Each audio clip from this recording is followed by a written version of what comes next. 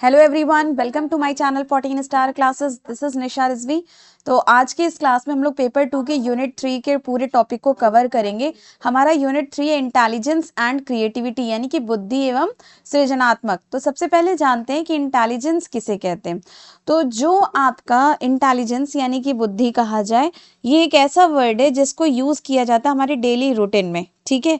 But as much as we can understand the meaning of intelligence in our life, अगर हम इसको अपनी life में इसका मीनिंग जानना चाहें तो इसकी मीनिंग और इम्पोर्टेंस जो बच्चों में वो क्या है, बेसिकली डेवलपमेंट है, पेडागोजी है, साइकोलॉजी है, ठीक है। और क्या है, इंटेलिजेंस जो है वो हिंदी वर्जन है इंग्लिश वर्ड इंटेलिजेंस का, ठीक है। एक्चुअल में यहाँ पे बुद्धि है, ठीक है। इंटेलिजेंस जो है वो लैटिन वर्ड है जो कि मिल करके बना हुआ है दो लैटिन वर्ड इंटर और लेगर, ठीक है। ये there is disagreement among psychologist about the meaning of intelligence. बहुत सारे फिलोसफर्स में क्या हुआ था, सॉरी साइकोलॉजिस्ट में क्या हुआ था, डिफरेंट इसमें डिसएग्रीमेंट हुआ, जो which is not agreed on any one meaning of intelligence. ये लोग एक मीनिंग पे फिक्स नहीं हुए। लेकिन अगर हम इसे सिंपल वर्ड में समझें तो इसका मतलब है कि once goal achieve once goal by choosing the most better and more adapted option, यानी कि अपने एक गोल को अचीव करने के लिए जो हम चूज करें वो बहुत ही अच्छा और बेटर ऑप्शन हो, ठीक है, बाकी सारे ऑप्शंस में से जो हमें टास्क में अवेलेबल है या सिचुएशन में अवेलेबल है। अब इसके डिफरेंट डेफिनेशंस क्या है, तो जैसे कि हाँ, वेशलर जो थे इन्होंने क्या कहा कि इंटेलिजेंस जो है वो एक कलेक्टिव और पब्लिक एबिलिटी है जो इनेबल करती है पर्सन में, ताकि वो एक्ट पर्पसफुली किया जा सके, रैशनली सोचा जा सके और एडजस्ट कर सके इफेक्टिवली, कहाँ पे, इन्वायरमेंट में, अपने आसपास। और रॉबिन्सन ने क्या कहा कि इंटेलिजेंस जो है वो रेफर करती है entire class of cognitive behaviours, यानी कि संज्ञानात्मक व्यवहार जो है उसको रेफर करती है, जो क्या शो करती है, एक ह्यूमन की एबिलिटी को, ताकि वो प्रॉब्लम को सॉल्व कर सके, किसके जरिए, इंटेलिजेंस के जरिए। The ability to adjust to new situation, यानी कि नए सिचुएशन में एडजस्ट करने की एबिलिटी, और एबिलिटी टू थिंक अब्स्ट्रैक्टली, ठीक है। और एबिलिटी क्या है, बेनिफिट फ्रॉम एक्सपीरियंसेस।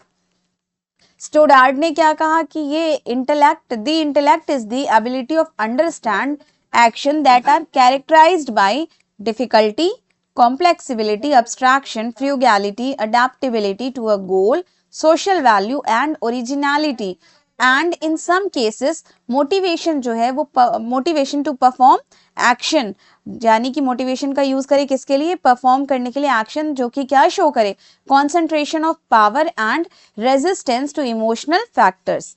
अब इसकी कुछ कैरेक्टरिस्टिक्स भी हैं, क्या है कि इंटेलिजेंस जो है वो ह्यूमन की कई सारी कैरेक्टरिस्टिक्स और कैपेबिलिटी को रिप्रेजेंट करता है।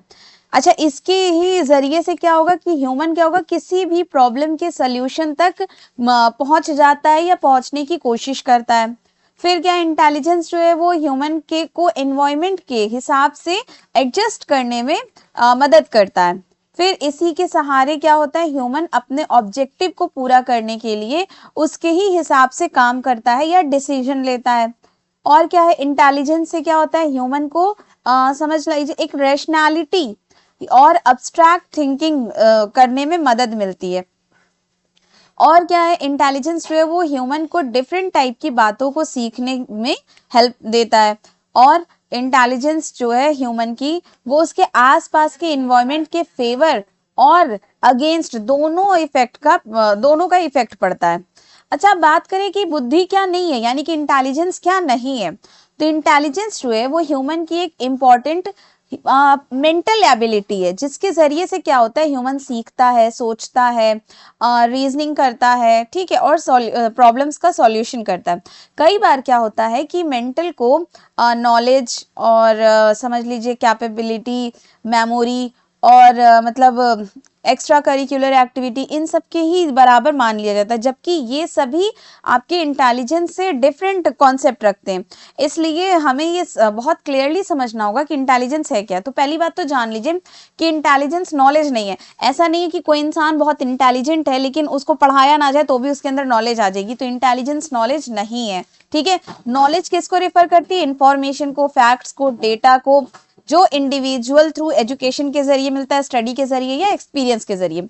एक आदमी अ पर्सन में possess a large amount of knowledge but if he or she cannot apply it effectively in new situation that person cannot be considered intelligent। यानी कि एक इंसान के पास बहुत ज़्यादा नॉलेज है और वो उसको अपनी लाइफ में उसके नई सिचुएशन में अप्लाई नहीं कर रहा है तो हम उसे इंटेलिजेंट नहीं कहेंगे। तो दस knowledge may be an outcome of intelligence but intelligence itself is not knowledge. और क्या नॉलेज टैलेंट भी नहीं है। टैलेंट क्या रेफर करता है, एक्स्ट्रा ऑर्डिनरी, यानी कि किसी के अंदर किसी चीज का टैलेंट है तो वो एक्स्ट्रा ऑर्डिनरी एबिलिटी है किसी पर्टिकुलर स्पेसिफिक फील्ड में, जैसे कि म्यूजिक, पेंटिंग, डांसिंग और स्पोर्ट्स। टैलेंट जो है वो लिमिटेड होता है एक पर्टिकुलर एरिया में, जबकि इंटेलिजेंस जो है वो जनरल मेंटल एबिलिटी है जिसको हम अपने लाइफ के सिचुएशन में यूज करते हैं। A person may be highly talented in an art form but weak in solving day to day problem. यानी कि एक इंसान आर्ट में बहुत टैलेंटेड हो सकता है लेकिन अपनी डेली लाइफ की प्रॉब्लम में वीक हो सकता है। तो talent should not be equated with intelligence.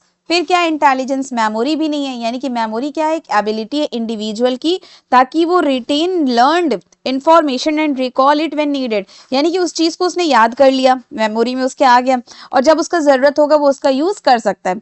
लेकिन गुड मेमोरी होना जरूरी नहीं है कि एक पर्सन इंटेलिजेंट है। इंटेलिजेंस के अंदर इंक्लूड क्या होता है, रीजनिंग, अंडरस्टैंडिंग, डिसीजन मेकिंग और प्रॉब्लम सॉल्विंग एबिलिटी, जो कि बियॉन्ड है बहुत सारे मेमोरी से। ठीक है, तो मेमोरी भी जो है वो सपोर्ट इंटेलिजेंस, मेमोरी में support intelligence but is not intelligence itself. और इंटेलिजेंस जो है वो स्किल भी नहीं है। स्किल किसको रेफर करती है, ability to perform a particular task with skill and efficiency, यानी कि किसी के अंदर बहुत अच्छी किसी चीज को करने की स्किल है तो उसी को कहते हैं हम क्या, कि वो एबिलिटी एक पर्टिकुलर टास्क कर सकता है। लाइक कोई डांसिंग कर सकता है, कोई सिंगिंग कर सकता है, कोई मैथ्स में है, कोई साइंस में है। ठीक है, स्किल्स का डेवलप किया जाता है थ्रू प्रैक्टिस और ट्रेनिंग। इंटेलिजेंस क्या है अदर हैंड बताएं तो ये एक ब्रॉड मेंटल एबिलिटी है जो हेल्प करती है पर्सन को ताकि वो न्यू सिचुएशन को अडाप्ट कर सके। अ पर्सन में be highly skilled in a task but may be weak in problem solving, यानी कि एक पर्टिकुलर टास्क में एक इंसान हाईली स्किल्ड हो सकता है, उसको बहुत अच्छे से आता हो लेकिन वो प्रॉब्लम सॉल्व करने में वीक हो, तो skill can not be called intelligence. अब हम बात करें कि कुछ टाइप्स ऑफ इंटेलिजेंस होते हैं, कौन कौन से होते हैं। तो थॉर्नडाइक और गैरेट ने इंटेलिजेंस को 3 टाइप में डिवाइड किया। पहला है हमारा अब्स्ट्रैक्ट इंटेलिजेंस। तो अब्स्ट्रैक्ट इंटेलिजेंस क्या है, अब समझिए। अब्स्ट्रैक्ट यानी कि अमूर्त, तो जो चीज हम देख नहीं सकते, छू नहीं सकते लेकिन सोच सकते, वही क्या कहलाती है, अब्स्ट्रैक्ट। तो अब्स्ट्रैक्ट इंटेलिजेंस का मतलब क्या है, आपके आइडियाज हैं, कॉन्सेप्ट है, सिंबल है, लॉजिक है, इन सब को समझने की एबिलिटी, यानी कि आप मैथ्स के फॉर्मूले की बात करें आप उसे टच नहीं कर सकते हैं। ठीक है, जस्टिस है, फ्रीडम है, ऑनेस्टली ये इसको आप ना देख सकते हैं ना टच कर सकते हैं। एल्जेब्रा, ट्रिग्नोमेट्री, फिलॉसफी, तो ये सब चीजें क्या हो गई, इनको आप टच नहीं कर सकते लेकिन इन थॉट्स को आप समझ सकते हैं, तो ये क्या हो गया आपका अब्स्ट्रैक्ट इंटेलिजेंस। अब हम बात करें कि टैंगिबल और ग्रास इंटेलिजेंस या कहीं पे कॉन्क्रीट इंटेलिजेंस भी लिखा होता है, इसको हम लोग मूर्त बुद्धि कहते हैं। तो जो चीज हम देख सकते हैं, छू सकते हैं और उसे यूज भी कर सकते हैं, उसे समझने की जो इंटेलिजेंस है उसी को हम क्या कहते हैं, एब्स्ट्रैक्ट कंक्रीट इंटेलिजेंस या फिर टैंगिबल और ग्रास इंटेलिजेंस या फिर मूर्त इंटेलिजेंस। ठीक है, तो अगर हम बात करें कि जो आपका ये है ग्रास इंटेलिजेंस, वो बेसिकली किस तरह से है कि जो रियलिटी में चीजों को या प्रैक्टिकल कामों को समझने की एबिलिटी, जैसे डेली लाइफ एग्जाम्पल की बात करें, साइकिल चलाना, मोबाइल यूज करना, मैप देखकर रास्ता निकालना, साइंस लैब में एक्सपेरिमेंट करना। ठीक है, तो ये आपके क्या हो गए, टैंगिबल। नेक्स्ट है हमारा सोशल इंटेलिजेंस यानी कि सामाजिक बुद्धि। तो ये क्या होती है कि लोगों को समझना, उनसे सही तरीके से बात करना और सिचुएशन के हिसाब से बिहेव करना, यही क्या है, सोशल इंटेलिजेंस है। तो अगर इसको हम एक सिंपल वर्ड में समझें तो सोशल इंटेलिजेंस क्या है, सोसाइटी और लोगों के साथ इफेक्टिव इंटरैक्शन की एबिलिटी। इसके डेली लाइफ एग्जांपल क्या है, टीचर से रिस्पेक्टफुली बात करना, दोस्त के मूड को समझना, ग्रुप वर्क में कोऑपरेट करना, कॉन्फ्लिक्ट को मतलब शांत तरीके से सॉल्व करना, ये सारे हमारे सोशल इंटेलिजेंस है। अब नेक्स्ट हम बात करें कि प्रिंसिपल ऑफ इंटेलिजेंस क्या है, यानी कि बुद्धि के सिद्धांत। तो बुद्धि के कई एक सिद्धांत है। पहला है हमारा one element theory of intelligence, यानी कि एक तत्व का सिद्धांत। तो एक तत्व समझे ये वन एलिमेंट, तो इसका मतलब क्या होता है, यूनिटरी थियरी। इसको किसने दी थी, अल्फ्रेड बिनेट ने दी थी स्पीयरमैन के अर्ली व्यू में। ठीक है, तो जो हमारा इंटेलिजेंस है एक ही पावर होती है जो हर काम में मतलब जो हर जगह काम आती है। जैसे अगर हम हर जगह एक ही बुद्धि का तो काम करेंगे, ऐसा तो है नहीं कि एक इंसान के पास बहुत सारी बुद्धि है, तो वही एक बुद्धि सारा काम, तो वो क्या हो गया, एक तत्व का सिद्धांत। एग्जाम्पल इसका समझे तो जो स्टूडेंट्स मैथ्स में अच्छा है वही क्या होगा, साइंस में भी अच्छा होगा और लैंग्वेज में भी अच्छा होगा। नेक्स्ट है हमारा द्वितत्व सिद्धांत यानी कि two element theory of intelligence. इसमें क्या है कि हम इंटेलिजेंस को दो हिस्सों में बांट दें, एक हमारा होता है जी फैक्टर और एक हमारा होता है एस फैक्टर। ठीक है, जी फैक्टर मतलब जनरल इंटेलिजेंस और एस फैक्टर स्पेसिफिक इंटेलिजेंस यानी कि समान तत्व और विशिष्ट तत्व।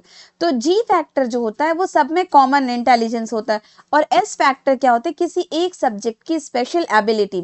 यानी कि अगर हम एग्जाम्पल की बात करें कि हम सबको पढ़ना लिखना आता है तो ये हमारा क्या होगा, जनरल फैक्टर। लेकिन अगर हम ये कह दें कि कोई एक स्टूडेंट है जो मैथ्स में बहुत अच्छा है, बहुत अच्छा है, 100 आउट ऑफ 100 ले आ जाता है, तो ये कौन सा फैक्टर हो गया, स्पेसिफिक फैक्टर हो गया। नेक्स्ट हम बात करें मल्टी एलिमेंट ऑफ इंटेलिजेंस यानी कि बुद्धि का बहुतत्व सिद्धांत। तो ये हमारा क्या होता है कि जो हमारा बुद्धि यानी कि इंटेलिजेंस है, ये एक नहीं बल्कि कई छोटी छोटी क्षमताओं का जोड़ होता है, यानी कि कई छोटी छोटी एबिलिटी इसमें होती है। कौन कौन सी, जैसे एब्स्ट्रैक्ट इंटेलिजेंस भी इसमें आते हैं यानी कि आइडियाज भी, कॉन्क्रीट इंटेलिजेंस भी आता है, एब्स्ट्रैक्ट आता है, कॉन्क्रीट इंटेलिजेंस यानी कि ऑब्जेक्ट भी इसमें आ रहे हैं, और सोशल इंटेलिजेंस यानी कि पीपल भी, यानी कि तीनों इसमें आ रहे हैं। एग्जाम्पल के तौर पे कहें तो मैथ्स टीचर अगर हम किसी को पढ़ा रहे हैं तो वो एब्स्ट्रैक्ट हो गया, इंजीनियर किसी चीज को टच कर रहा है तो वो कॉन्क्रीट हो गया, और अगर इंसान इसमें चले आ रहे हैं तो लीडरशिप या टीचर, तो ये हमारे सोशल इंटेलिजेंस हो गए। तो इसमें बहुत सारी चीजें आ रही हैं, यानी कि हर बच्चा अलग तरह से इंटेलिजेंस होता है। नेक्स्ट हमारा फोर्थ क्या है, group element theory of intelligence यानी कि बुद्धि का समूह तत्व सिद्धांत। तो इसको अगर हम समझे तो इंटेलिजेंस जो है वो कई प्राइमरी एबिलिटी से के ग्रुप से बनता है, यानी कि एक इंसान में बहुत सारी प्राइमरी एबिलिटीज होती है।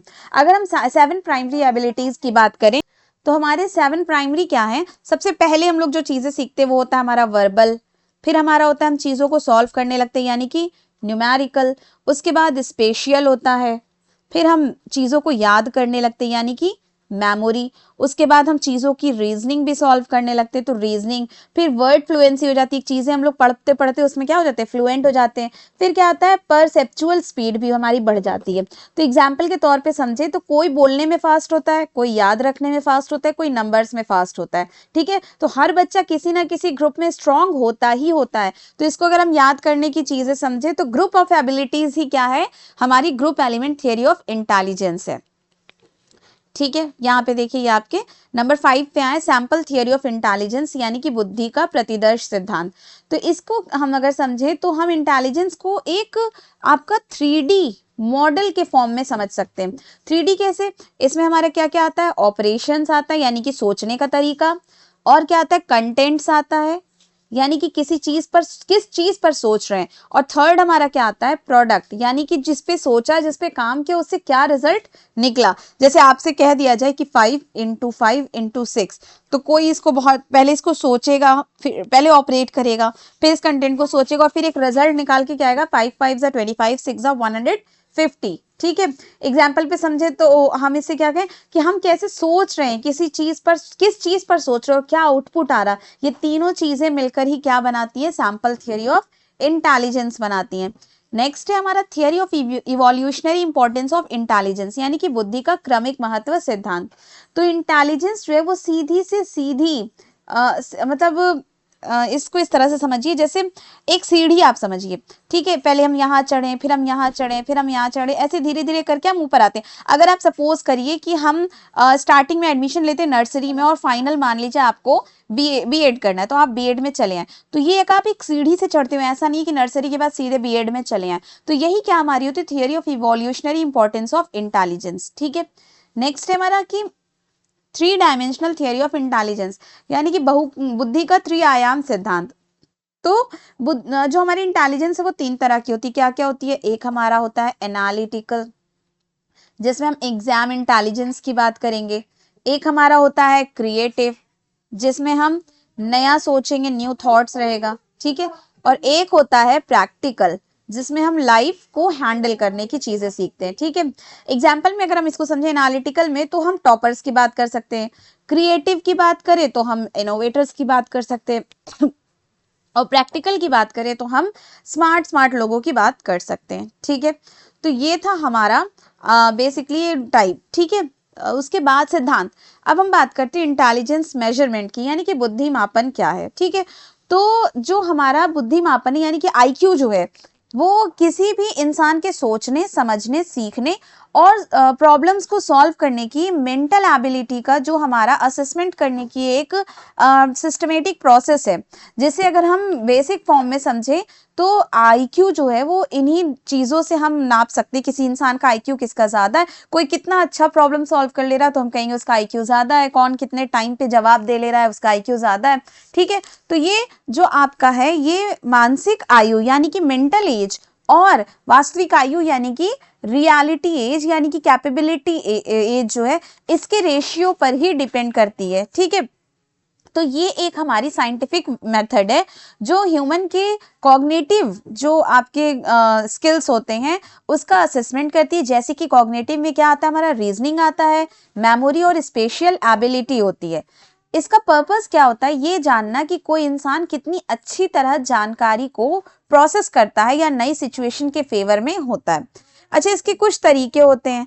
पहला हमारा अल्फ्रेड बिने का परीक्षण यानी कि ट्रायल ऑफ अल्फ्रेड बिने। इन्होंने क्या किया था कि जो आपकी मेंटल एज है इसका थॉट दिया और आईक्यू को नापने का फर्स्ट जो है असेसमेंट बनाए, जिसमें पहेली सुलझाने और पैटर्न पहचानने जैसे काम थे। ठीक है, नेक्स्ट जो हमारा है वो क्या है, आईक्यू का फॉर्मूला वो क्या था, mental age upon real age into में 100। फिर हमारा स्टैंडर्डाइज टेस्ट था। ये जो टेस्ट था इसमें रिलायबिलिटी और वैलिडिटी फिक्स्ड करने के लिए हमें कोई ना कोई एक स्टैंडर्ड फॉर्म को ले करके चलना पड़ता था, ताकि हम क्या कर सके कि रियल में उस मेंटल एबिलिटी को हम मेजर कर सके और डिफरेंट टाइम पर उसका रिजल्ट देख सके। अब हम बात करें कि टाइप्स ऑफ आईक्यू टेस्ट यानी कि कितने तरह के आईक्यू टेस्ट होते हैं। तो पहला हमारा है कि इंडिविजुअल इंटेलिजेंस टेस्ट यानी कि व्यक्तिगत बुद्धि परीक्षण।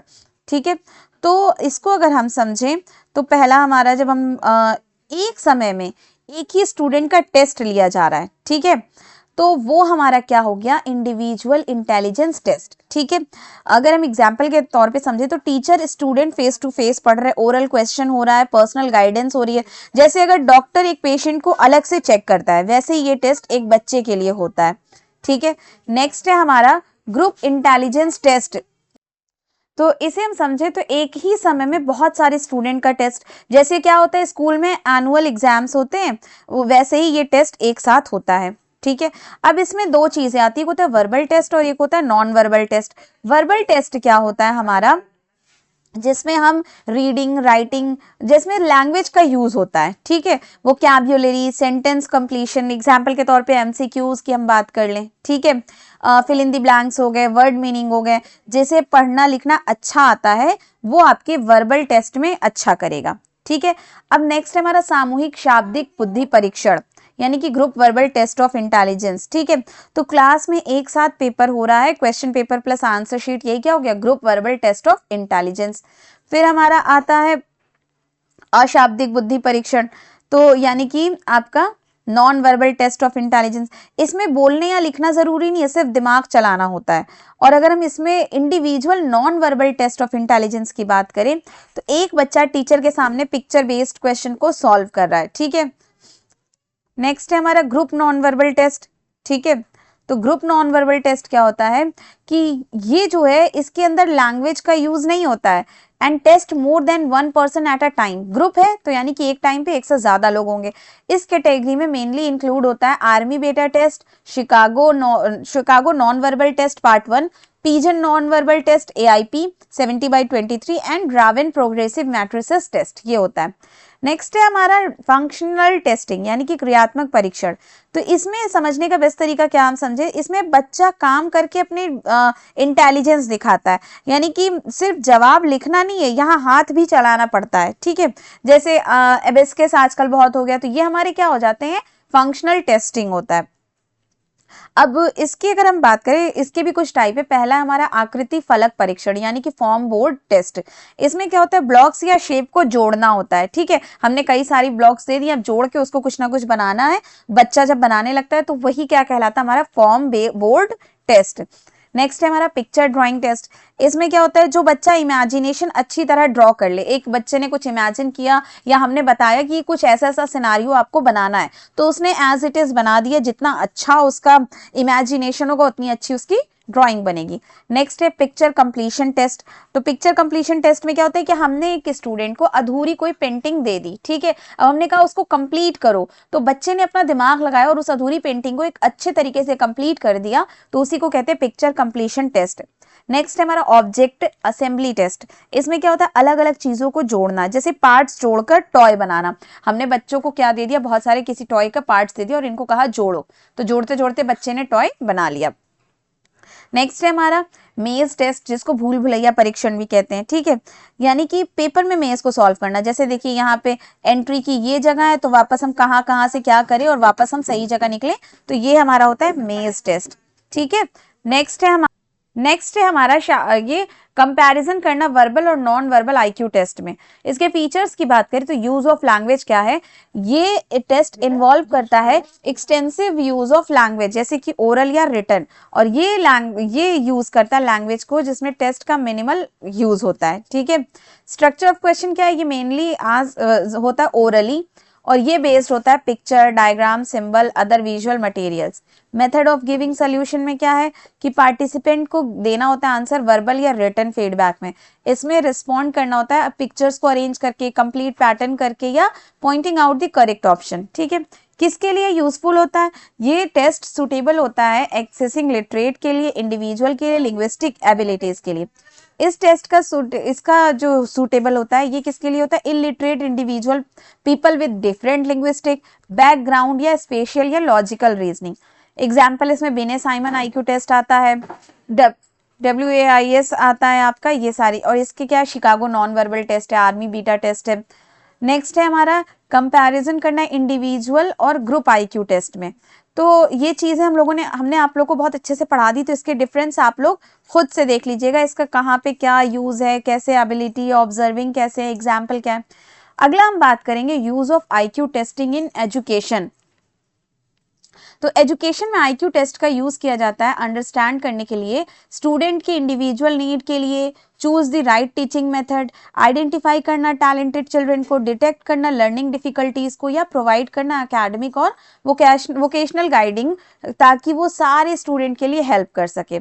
मेन यूज क्या आईक्यू टेस्ट का एजुकेशन में, एजुकेशनल इंस्ट्रक्शन में यूज होता है, आइडेंटिफाई करना, ठीक है, बच्चों के जो एबिलिटी है उसकी पहचान करना, डायग्नोसिस करना लर्निंग डिफिकल्टीज को, क्लासरूम मैनेजमेंट और टीचिंग मेथड इसमें आता है, और एजुकेशनल और प्रोफेशनल गाइडेंस भी आता है, रिसर्च और इवैल्यूएशन भी आता है। अब जो मेंटल एज होती है, इसका मतलब क्या होता है, हम लोग इतनी देर से मेंटल एज की बात कर रहे हैं, तो मेंटल एज का मतलब होता है मेंटल कैपेसिटी या intellectual level of a person, जो कि मेजर करता है age the age at which, जहां पर एवरेज पर्सन अचीव करता है लेवल ऑफ मेंटल अचीवमेंट। ये डिफरेंट होता है डिफरेंट लोगों के लिए, ठीक है, एज ऑफ पर्सन के लिए। ठीक है, just as the mental age of a 10-year-old child can be 12 year, यानी कि 10 साल के बच्चे का भी दिमाग 12 साल के बराबर हो सकता है अगर उसके अंदर बहुत सारी टैलेंट हो, जिसका मतलब ये है कि उसकी मेंटल कैपेसिटी 12-year-old के बच्चे के बराबर है। ठीक है, ये किसने दिया था, अल्फ्रेड बिने ने दिया था। एग्जाम्पल के तौर पे अगर 10-year-old जो है बच्चा, उसका आईक्यू टेस्ट स्कोर जो है वो इक्वल हो 12-year स्टूडेंट के, तो हम उसका मेंटल एज को कैसा कंसीडर करेंगे, 12-year स्टूडेंट के बराबर। इंटेलिजेंस एक्विजिशन जो होता है वो मेजर करता है पर्सन की मेंटल एबिलिटी को, जो कि डिराइव होता है स्कोर से, जो कि ऑब्टेन कहाँ से होता है, आईक्यू टेस्ट से, और ये दिखाता है कि कैसे मेंटली एक पर्सन डेवलप कंपेयर करता है अदर पीपल का डिफरेंट एज का। इसका फॉर्मूला क्या होता है, mental age upon capability age into में 100 या फिर रियलिटी एज। ठीक है, तो ये था आज हमारा यूनिट 3 का पूरा कंप्लीट एक क्लास। नेक्स्ट क्लास में हम लोग यूनिट 4 को खत्म करेंगे। Thank you.